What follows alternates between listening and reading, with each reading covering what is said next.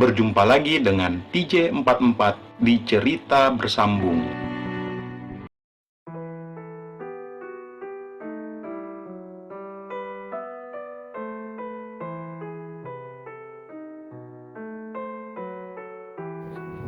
Kak, aku ucap Asnaini terbatah. Aku jarang sekali kehabisan kata-kata hanya pada kesempatan yang langka saat aku tidak tahu harus berkata apa. Dan ini salah satunya.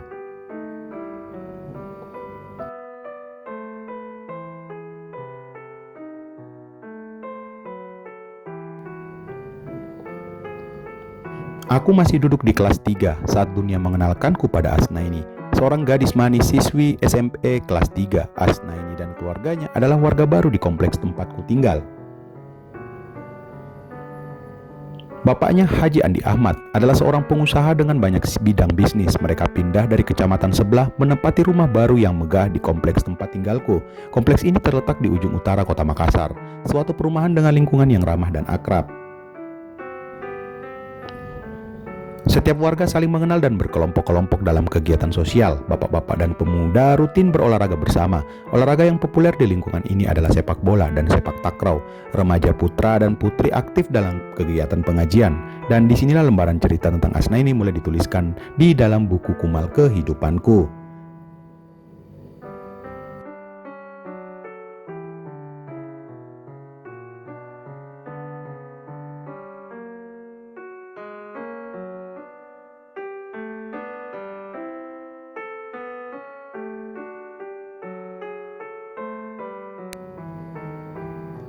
Nan, pinjam lembaranmu, Hasrul meminta padaku selepas pengajian sore. Hasrul adalah sahabatku sejak SD, badannya besar, kulitnya agak gelap. Berlawanan dengan perawakanku yang kecil dan berkulit putih. Tidak benar-benar putih sih, standar warna kulit suku Bugis. Lembaran yang dimaksud Hasrul adalah catatan materi pengajian. Masing-masing kami mencatat materi yang diberikan dalam selembar kertas dengan tulisan Arab gundul. Lembaran tersebut akan kami simpan untuk kami pelajari masing-masing. Sambil menyalin materi dari lembaranku, Hasrul termasuk pencatat yang lambat sehingga sering ketinggalan materi. Dia bertanya, "Sudah lihat anak bungsunya Haji Andi Ahmad?" "Belum," jawabku singkat.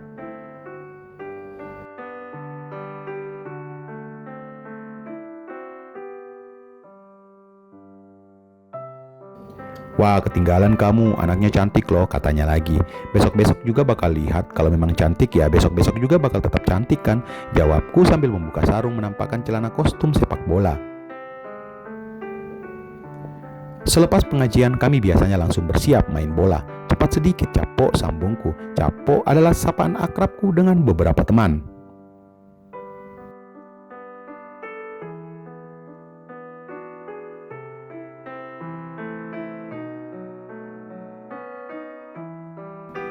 Hanya teman yang terbilang dekat. Capo sejatinya berarti saudara sepupu. Tetap di kalangan pertemanan kami, sapaan itu menjadi panggilan satu sama lain. "Sabar, Po, sedikit lagi. Itu dia anaknya, namanya Andi Asnaini." Mataku mengikuti pandangannya menuju seberang jalan.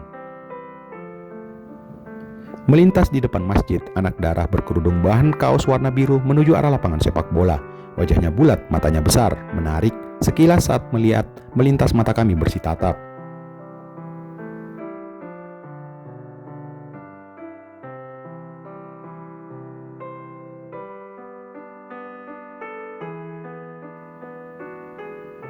Dia tersenyum dan berlalu. Andi adalah gelar kebangsaan Bugis, disematkan sebagai nama depan, pria maupun wanita.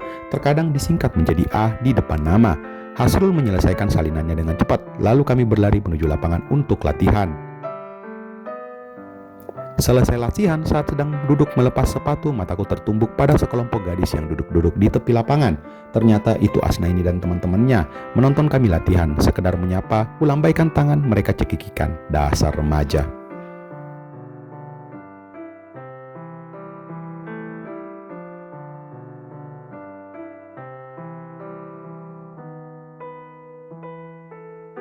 Setiap remaja laki-laki di kompleksku sudah punya pacar, rajin-rajin ngaji, tapi pacaran masih jalan juga. Maklumlah, darah muda mengalir deras dalam pembuluh nari. Ketika remaja, putra dan putri rutin bertemu, maka rasa suka akan mudah dipicu, iya kan? Tetapi mereka berpacaran tidak pernah terang-terangan. Lingkungan agamis kami yang menyebabkan mereka pacaran kucing-kucingan. Di kompleks bahkan diberlakukan larangan berdekatan pria wanita yang bukan muhrim. Tidak boleh berduaan, apalagi berbonceng.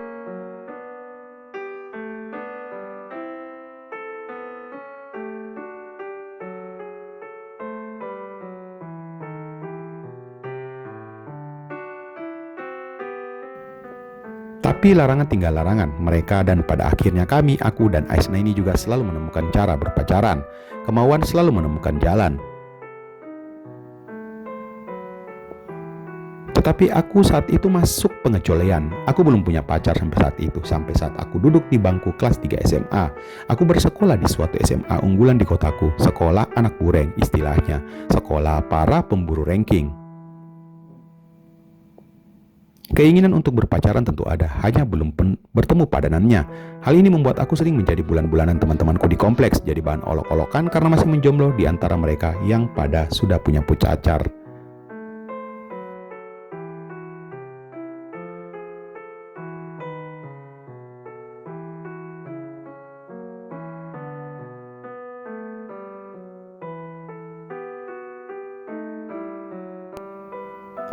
Kehadiran Aisnaini di kompleks menjadikan kami berdua mutual dalam hal ini dan berujung pencomblangan. Seringkali kami berdua dijebak untuk berada dalam kondisi berdua saja. Kalian para pembaca tentu paham maksudku kan? Kami dijodohkan secara konyol oleh lingkungan pertemanan kami, begitu singkatnya, sehingga pada suatu ketika di masa kini saat Aisnaini menyalahkanku, ingatanku segera menjelajah ke masa lalu, menyalahkan mereka yang memaksanya jatuh cinta padaku. Tetapi itu terlalu jauh. Akan kuceritakan dulu tentang Aisnaini, bagaimana wajah yang berbingkai di kerudungnya dan bagaimana wajah cantik belia di balik longgar gaunnya.